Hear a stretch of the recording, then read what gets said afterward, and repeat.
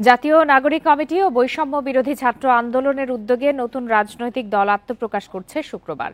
ওই দিন বিকাল ৩টায় মানিক মিয়া এভিনিউতে জনসভার মাধ্যমে নতুন রাজনৈতিক দলের আত্মপ্রকাশ করার কথা রয়েছে। জাতীয় নাগরিক কমিটির নীতি নির্ধারণী পর্যায়ের একাধিক সূত্র বলছে, নতুন দলের আহ্বায়ক হিসাবে দায়িত্ব নিতে আজকালের মধ্যেই পদত্যাগ করতে পারেন তথ্য উপদেষ্টা নাহিদ ইসলাম। আর দলের সদস্য সচিব পদে আখতার হোসেনের নাম অনেকটাই চূড়ান্ত। তিনি এখন জাতীয় নাগরিক কমিটির সদস্য সচিব।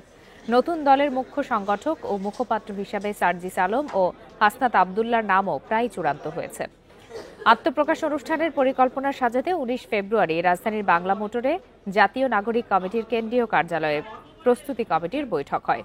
নতুন দলের বিষয়ে জনমত জরিপ করছেন বৈষম্য বিরোধী ছাত্র আন্দোলন ও জাতীয় নাগরিক কমিটির নেতারা।